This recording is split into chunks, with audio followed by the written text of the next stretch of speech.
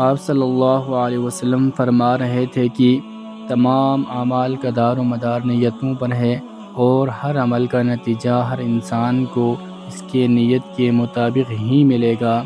بس جس کی ہجرت ترک وطن دولت دنیا حاصل کرنے کے لیے